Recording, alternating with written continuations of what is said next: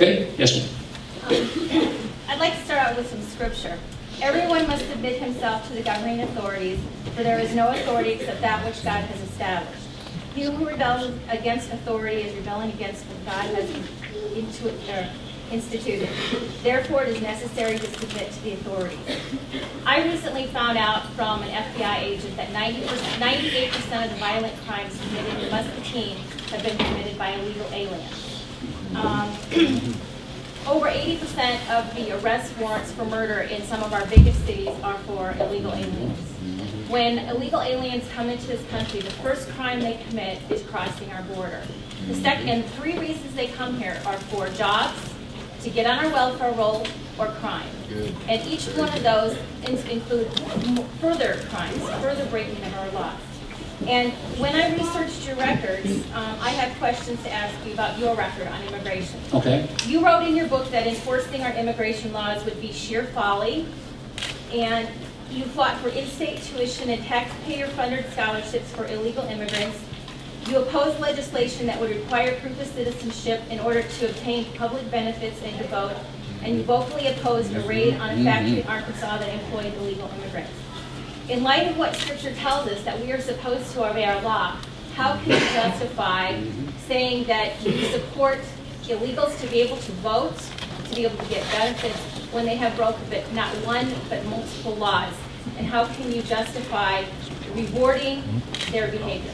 Very good. Well, let me tell you that I'm glad you came and asked that question, because obviously, did you get that? Are those the talking points from one of the other campaigns? No, actually, I did my research. Okay, well, let me help you on your research. Well, let me just help you on several things. First of all, I did not support a bill that gave people the right to vote. In fact, I signed a bill in 2005 as governor that did not allow illegals to get a driver's license, sponsored by Representative Doug Mateo. There was a bill that was proposed by a state senator. In fact, he was paid by the Ron Paul campaign $5,000 to come to Iowa and talk about me negatively. But you need to know about that bill. It was a bill that was going to prohibit something that already was prohibited. I don't know, maybe you think we ought to add laws on top of laws we already had. We already had laws that forbid welfare benefits being given to illegals.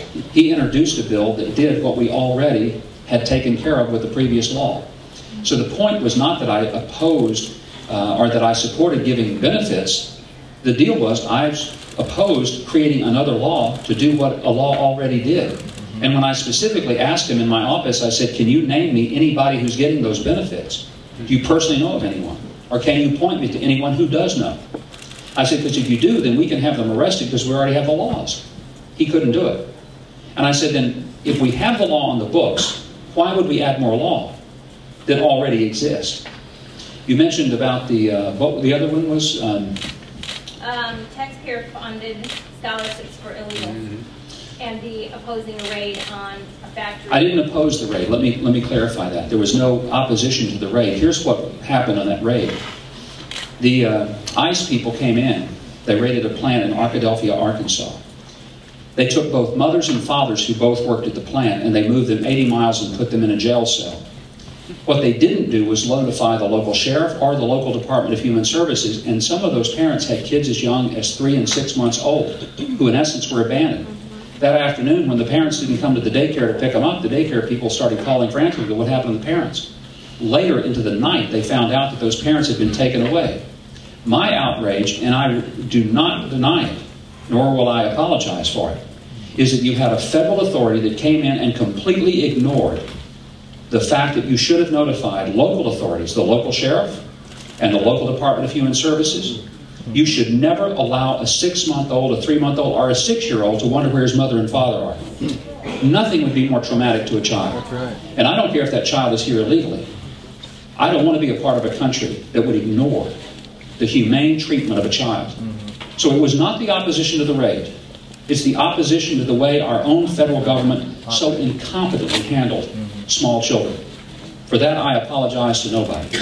And I will express my outrage, and under my presidency, we will treat people better than that. The scholarship issue.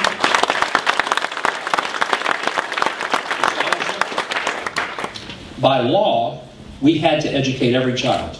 You don't get a choice. You don't get to say you get the education, you don't. Every child under the age of 16 gets an education. when those children had been in our school system the entire time, these aren't kids who came as seniors, they had to have been in our school system for their whole education career.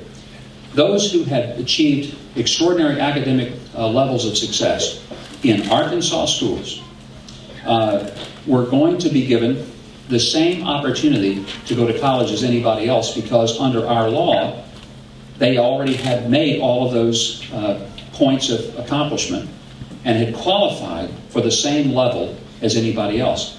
Now, the law didn't pass because it got defeated in the Senate.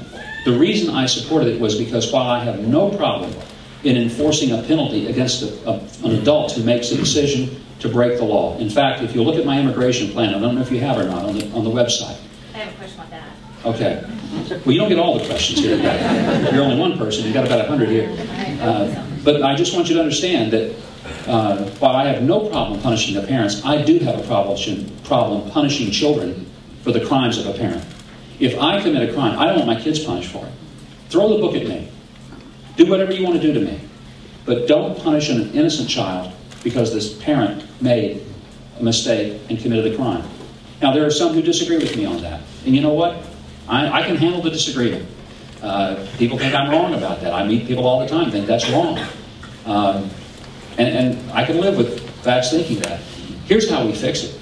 If we do what I subscribe in my plan, this won't happen again because you have a door that you don't get through unless you have the legal documentation to do it. And once you're through, then you have a legal path that has been established by going to the back of the line. You've come through the front door. We know who you are, where you are, why you're here. We know that you don't have a criminal background and you don't have any communicable disease. You're here legally. And if our government at the federal level had done what it should have done, all of us who are governors of states wouldn't be focused on all these myriad of unique challenges that we had to deal with. And really the problem is not that you have 50 governors scrambling to try to figure out what do you do with all these people. And if we called the federal authorities, you know what they did? Nothing. Nothing. So the problem is huge. The answer is fix it at the federal level. Nobody's going to be better able to understand it than somebody who was a governor who dealt with it at the local level and realized how broken it is. That's why I don't think there's anybody running for president who dealt with it more, who understands it better, and who has a more thorough plan to fix it. And so I hope you'll take a good look at our plan and realize that whatever things you disagree with the past, we've got a future plan to make it right. Okay. I am